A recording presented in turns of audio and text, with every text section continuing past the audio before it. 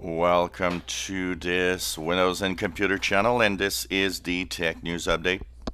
We are Thursday, July the 5th, 2018, and today in our Tech News Update, we have Samsung that new rumors are showing that there's a possibility that they will actually have a foldable phone that would be announced at next year's Consumer Electronics Show that happens at the beginning of the year.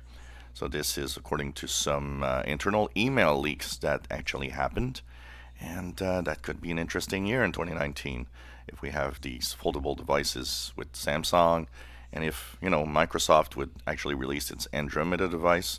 That could be a very interesting new direction for devices starting next year. Google Project Loon. Of course, this is something we don't talk too much about. It helped a lot in Puerto Rico after the hurricanes last year. Well, Alphabet, the parent company of Google, is looking at and trying to deploy in Kenya its Project Loon for high-speed internet access. It's actually working with the Kenyan government to deploy these balloons and have internet across the country, which would be an interesting fact of helping out the certain areas of the African continent also that might have difficulty getting any types of internet access. Outlook webmail will soon have dark mode. Microsoft has announced that it will be in the next few weeks to months, depending on the users. But this is going to be interesting, and we're going to, of course, talk about that when it arrives, and also look at some of these features. So, dark mode being deployed across different platforms and across different apps, and even in Windows. We are going to have all sorts of modes. Well, Nintendo stock is falling, and one of the reasons why is, first of all, at E3, Nintendo kind of disappointed. A lot of people were expecting Nintendo to have an amazing announcement of games, and well, there weren't really much announcements. And amid the fact that there aren't really many video games for the Switch as we look through 2018, latest numbers seem to show that the Nintendo Switch, is actually selling less than it used to. And of course, that's creating fears that Nintendo might actually going in the wrong direction. So we'll see what's going to happen with that.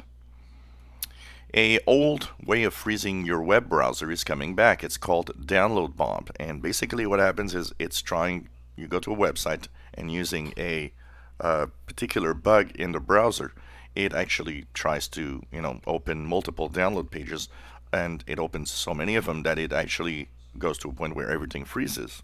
Well, it seems that that old way of doing things is coming back. It affects Chrome, Firefox, and Opera, but curiously, many tests have shown that Microsoft Edge is pretty much immune to this type of attack. And the funniest thing is that not everybody, or actually not a lot of people, really know why. New technologies are showing us that the future of Google Street View and Google Earth might actually be very interesting. Right now, we have to rely on pictures that are taken either from space or from the Google Street View cars that range from a few months ago to a few years ago. But now, thanks to drones, it actually might be almost real time, especially some form of new space images that might actually just be updated every few seconds, which means we would almost have a real-time view of our planet. That is going to be an interesting future. The European Union has, of course, one of the laws that a lot of people are talking about, the copyright law. That is actually being feared by a lot because it is so strict that it is actually a problem. Well, the European Union has sent basically the people that actually work on this copyright law back to the drawing board. It says this needs to be fine-tuned because like this, it's not a good idea. A better biometric technology is what a lot of people want. Right now, it's rather easy for anybody that wants to fool your fingerprint reader, for example, on your phone or PC, to do so.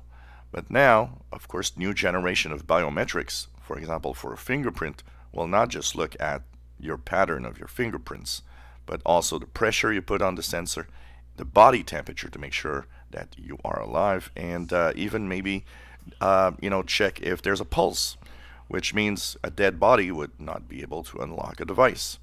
So of course these are getting better and better with time. Is being a freelancer, working from home in IT, working from home, being your own boss, something that makes you happier or not? Well, a study was looking at people that work in technologies that have a regular 9 to 5 type job, and he compared them to freelancers that work from home or work from wherever they want and are their own bosses, basically. A little bit like me, I kind of am, of course, living off of YouTube and doing my own stuff. Well, a study says that for the most part, freelancers are happier than the rest of the other workers because of two major reasons. One, being able to do your own schedule. Two, just being your own boss.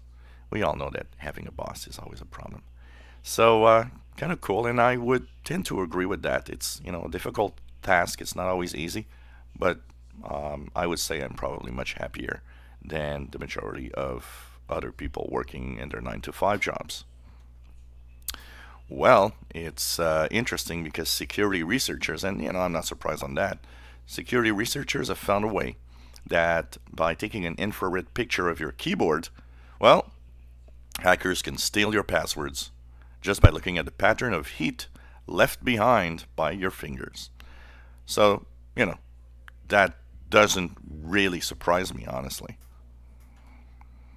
And the European Union privacy guidelines that are right now actually working mean that companies like Google, Facebook, Apple, and Microsoft, even though they have changed their privacy settings and tried to make it better for people to understand, they're still far from actually being really in compliance with these new regulations, because there's just too many mumbo jumbo whatever talk in the privacy settings that people don't understand. And it just says that there needs to be some changes. Well, this was the Tech News Update for Thursday, July the 5th, 2018. You enjoy our videos, please subscribe, give us thumbs up. Thank you so much for watching our videos.